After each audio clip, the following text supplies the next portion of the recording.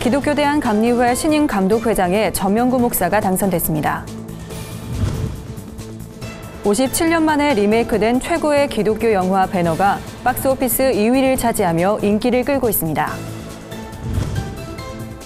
한국기독교 장로회가 정기총회를 열고 신임원단을 선출했습니다. 기독경영연구원이 현대인들에게 쉼과 위로를 주는 특별한 공연을 마련했습니다. 안녕하십니까. 구TV 뉴스입니다. 감리교를 이끌 새로운 수장으로 전명구 목사가 선출됐습니다. 총 6명이 출마한 감독회장 선거는 단 120표 차로 당락이 갈린 접전이었다고 합니다. 보도에 정원희 기자입니다. 기독교 대한감리회가 제32회 총회 감독회장 선거를 진행했습니다. 선거는 오전 10시부터 오후 5시까지 전국 12개 지역에 마련된 투표소에서 진행됐으며 89.2%라는 높은 투표율을 보였습니다. 모두 6명의 후보가 뛰어든 감독회장 선거는 오후 6시 개표가 시작되자 전명구 목사와 이철 목사의 2파전으로 전개됐습니다. 전 목사가 치고 나가면 이 후보가 추격하는 양상이었습니다. 오후 9시경 미주연의 개표를 끝으로 모든 집계가 마감됐고 유례를 찾아볼 수 없는 박빙의 승부 끝에 총 2,587표를 얻은 전명구 목사가 이철 목사를 120표 차로 누르고 감리교의 새로운 수장이 됐습니다. 감리교 산하, 감신, 목원, 협성 등 3개 신학교 중 협성 출신이 감독회장에 당선되기는 전 목사가 처음입니다. 후보 등록 전 협성이 단일화에 성공한 것이 주요했다는 분석입니다. 전명구 목사는 당선이 공식 확정된 이후 감리회 본부에 마련된 종합개표 상황실을 찾아 당선증을 교부받았습니다. 이제 하나님께서는 기독교 대한감리회를 바라보시면 껄껄껄 웃으시는 그런 감리회가 되도록 섬기겠습니다. 또 성도들이 행복해서 하나님께 찬송을 부르며 정말 교회마다 부흥되는 그러한 교회가 되도록 섬길 것입니다. 전명구 신임 감독회장 당선자는 1954년생으로 1984년 목사 안수를 받은 뒤 1986년부터 지금까지 인천 대은교회를 담임하고 있습니다. 전 당선자는 다음 달 27일과 28일 경기 성남시 불꽃교회에서 열리는 제32회 총회에서 취임하게 됩니다. 구TV 뉴스 정원입니다.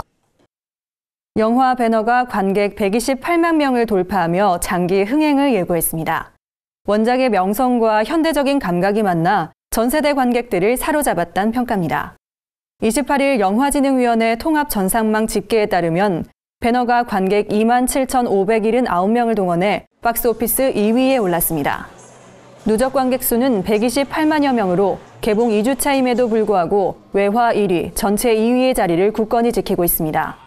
배너는 형제와도 같은 친구의 배신으로 한순간에 노예로 전락한 배너의 위대한 복수를 그린 블록버스터입니다. 웅장한 스케일의 전차 경주, 해상 전투씬은 최고의 장면으로 꼽힙니다. 특히 배너가 예수를 만나 진정한 사랑과 용서를 깨닫는 과정은 크리스천 관객들에게 큰 감동을 선사합니다. 영화는 현재 전국 영화관에서 절찬 상영 중입니다. 오늘의 사회 이슈를 김준수 기자가 종합해드립니다. 오늘의 이슈 포커스 김준수입니다.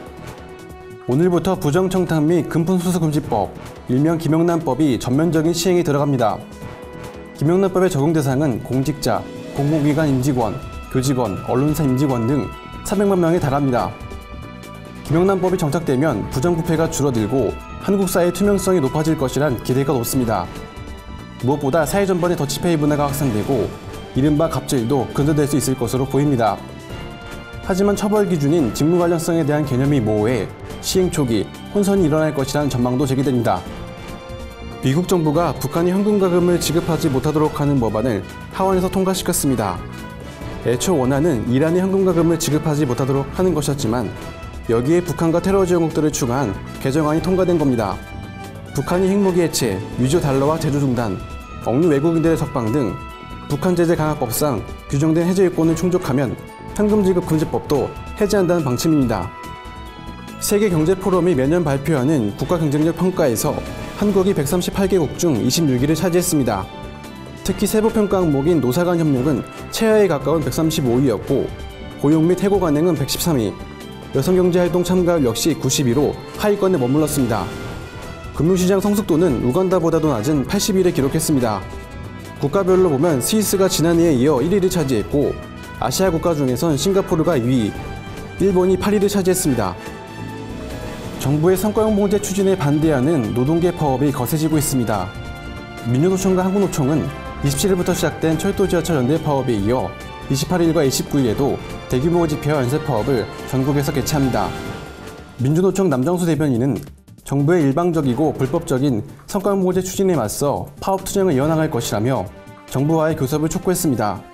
하지만 이기곤 고용노동부 장관은 불법 파업은 법과 원칙에 따라 엄정하게 조치할 것이라며 흔들림 없이 성과용 봉제 추진에 나서겠다고 밝혔습니다. 창업에 성공한 소상공인 10명 중 7명은 5년을 채 버티지 못하고 폐업하는 것으로 나타났습니다. 중소기업청에 따르면 2008년 창업한 소상공인 중 2013년까지 활동한 비율은 29%에 불과했습니다. 업종별로는 숙박 음식점, 예술 스포츠 여가, 금융보험 업종의 생존율이 최하위권에 속했습니다. 새누리당 이채익 의원은 정부는 소상공인의 애로를 면밀하게 검토해 생존율을 높일 방안을 마련해야 한다고 촉구했습니다. 구TV 뉴스 김준수입니다. 한국기독교 장로회가 제101회 총회를 이끌 새 임원진을 꾸렸습니다. 신임 총회장엔 권효륜 목사가 선출됐고 교계의 관심을 모았던 총무선거에선 이재천 목사가 압도적인 표차로 당선됐습니다. 박은정 기자의 보도입니다. 제101회 기장총회가 종교개혁 500주년 내교회를 세우리니를 주제로 열렸습니다. 이번 총회에선 직전 부총회장이었던 권효륜 목사가 찬반 투표 끝에 신임 총회장으로 당선됐습니다. 단독 후보였던 만큼 박수로 추대될 예정이었으나 일부 총대들의 반발로 투표로 진행됐습니다.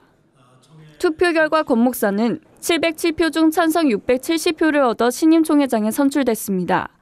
권효륜 신임 총회장은 소통과 화합으로 교단을 개혁해 나가고 한신대 사태에 대해선 총회가 근본 해법을 마련하겠다는 포부를 밝혔습니다.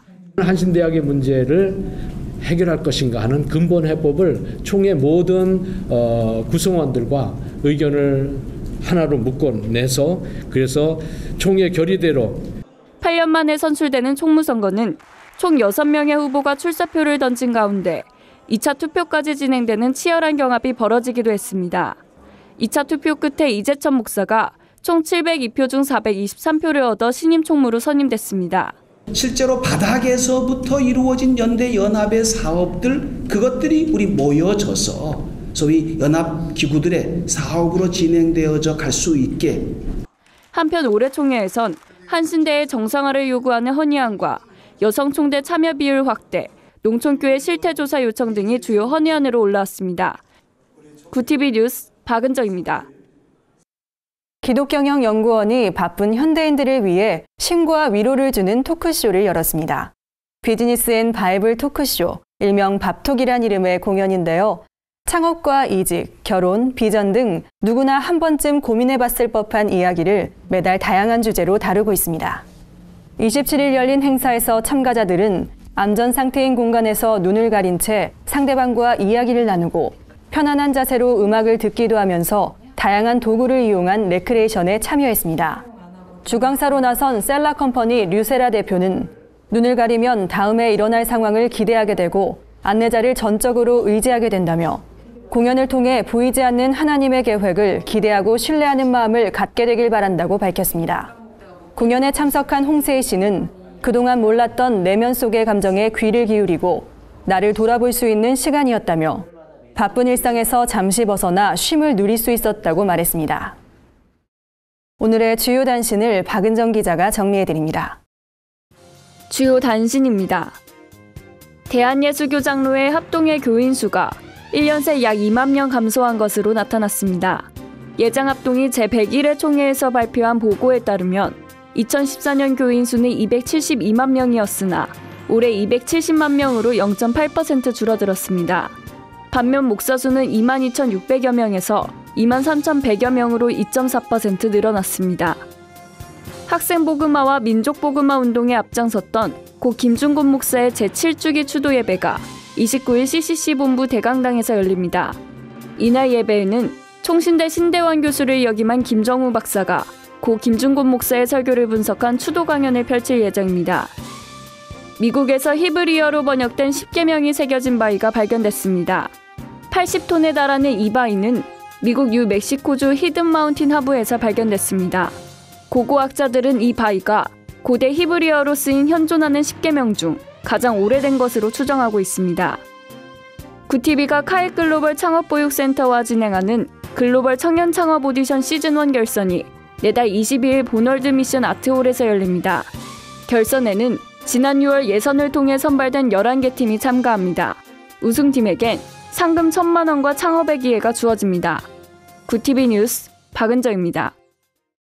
이상으로 뉴스를 마칩니다. 구티비 뉴스는 인터넷 신문 뉴스 미션을 통해서도 보실 수 있습니다. 시청해주신 여러분 고맙습니다.